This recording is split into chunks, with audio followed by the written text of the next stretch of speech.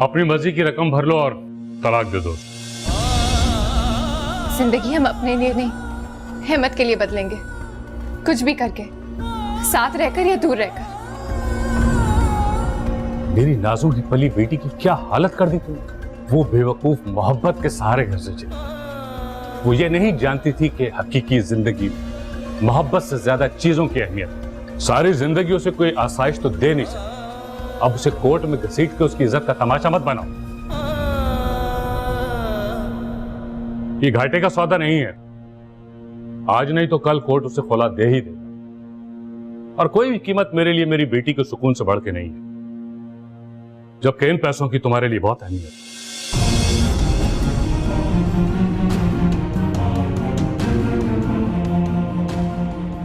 क्या सोच रहे हो? वैसे भी तुम्हारे और फिजा के दरमियान अब कुछ बचा नहीं। मेरे और फिजा के रिश्ते के दरमियान क्या बचा है, यह तो आपको वक्त ही बताएगा। और उसकी इज्जत का तमाशा मैं नहीं, आप बना रहे हैं उसकी कीमत लगा के। बड़े अफसोस की बात है कि आपके नजदीक आपकी बेटी की कोई कीमत है, क्योंकि मेरे लिए मेरी बीवी अनमोल है।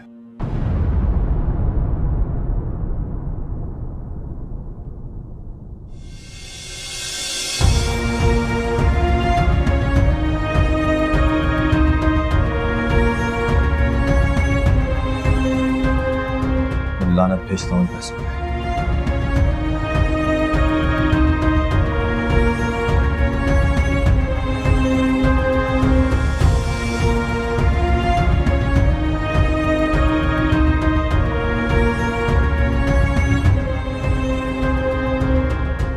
अहमद का दिल काफी लग गया अब यहाँ।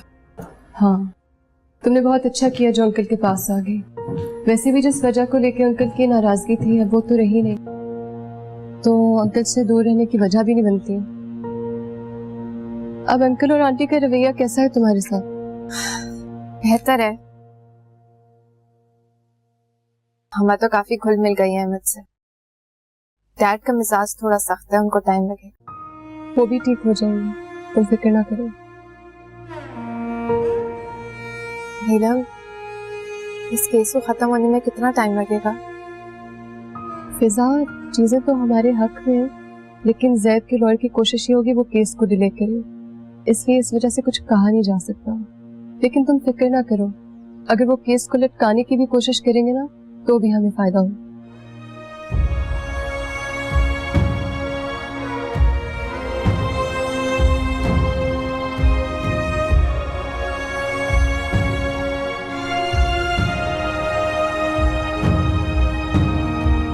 तू पागल तो नहीं हो गया है? तुझे क्या जरूरत थी उनके पास जाने की, जबकि तू जानता है कि उनसे खैर की उम्मीद नहीं रखी जा सकती। मैं सिर्फ ये देखने गया था कि वो लोग करना क्या चाहते हैं। जैद, तू समझने की कोशिश कर।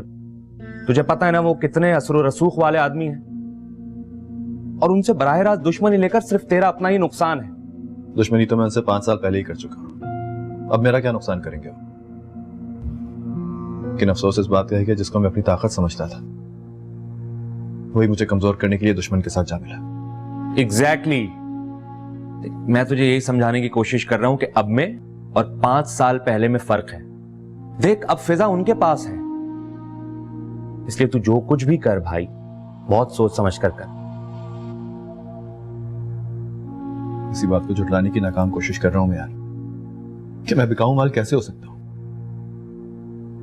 उसने मुझे खरीदने की कोशिश की है अपने बाप के जरिए, इससे नीचे और क्या गिराएगी मुझे? जैद, ये भी तो हो सकता है कि उसके बाप ने सब कुछ अपने तौर पर किया हो, बिल्कुल हो सकता है, लेकिन उन्हें यह सब कुछ करने का मौका फिजा ने फराहम किया है। एक बार फिर उनकी दौलत और मेरे दरमियान जंग शुरू हो चुकी है यार।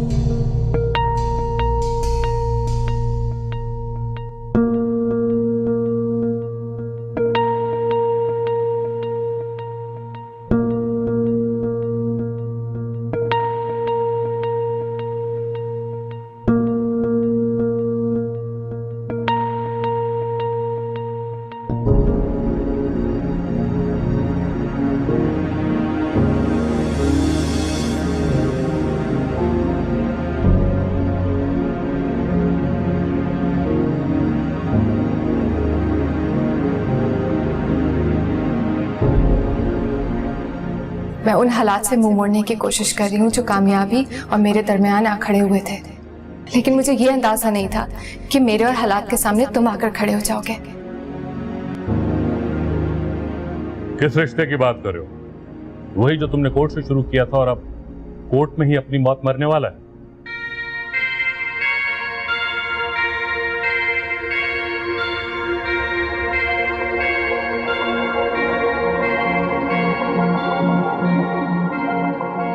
मेरी नाजुक की पली बेटी की क्या हालत कर दी तुमने। सारी जिंदगी उसे कोई आसाइश तो दे नहीं सके, अब उसे कोर्ट में घसीट के उसकी इज्जत का तमाशा मत बनाओ।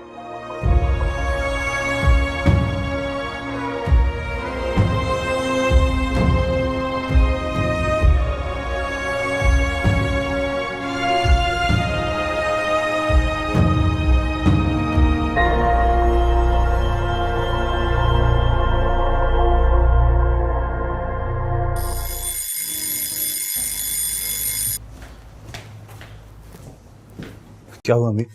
तबीयत ठीक है? पानी चाहिए?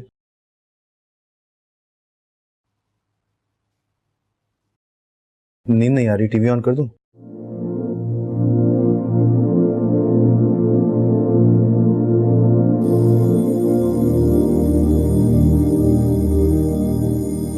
अम्मी, मैंने कहा ना फिजा अपने अब्बू की तरफ गई हुई है, आ जाएगी। अच्छा, मैं लेकर आऊंगा उन्हें, ठीक है? अम्मी ले आऊंगा।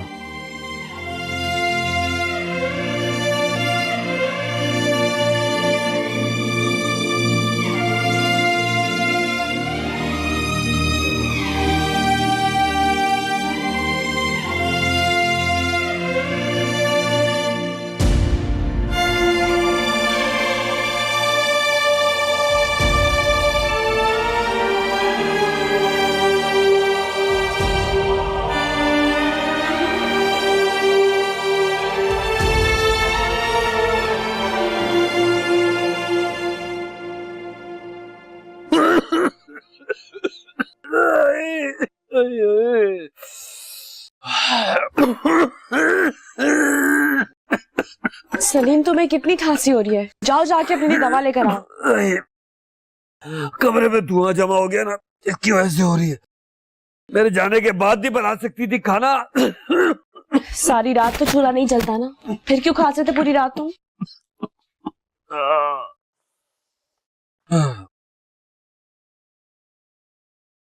ला दे, पैसे दे, पैसे दे, दवा लेकर आऊं, दे। इसलिए कह रही थी क्योंकि कब से नाक हो रहा तुम्हें दवा का, तुमने कब से नहीं खाई। तो क्या करूं, कहां से लाऊं दवा? मुफ्त में तो कोई नहीं देगा ना। दे।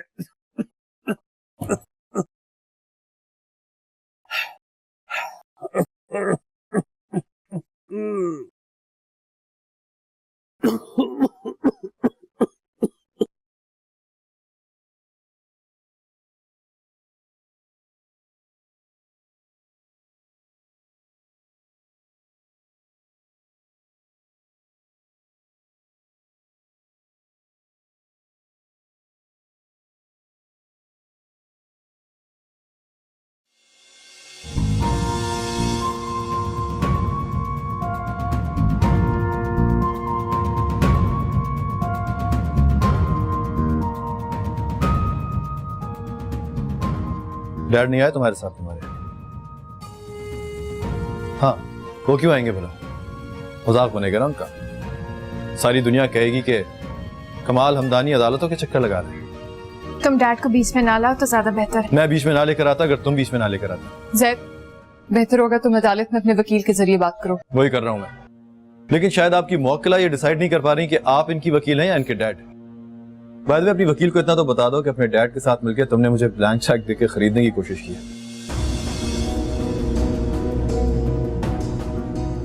तुम्हारे डैड की तो हमेशा से ही आदत थी, इसलिए कि वो कारोबारी आदमी है। लेकिन तुम कब से रिश्तों को बिकाऊ समझ लेंगी फिजा?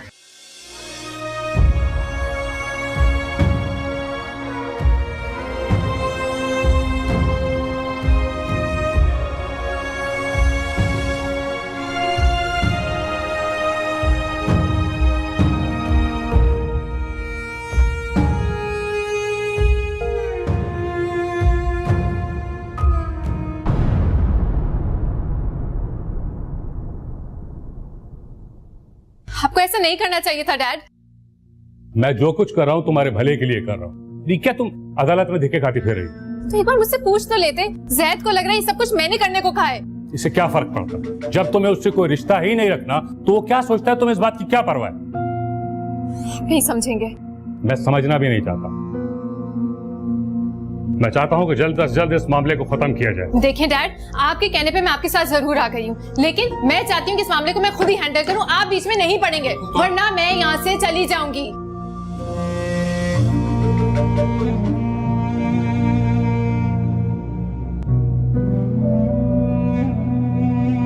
तुम क्या जानो यारे बेवफा, पाना क्या है, खोना क्या है।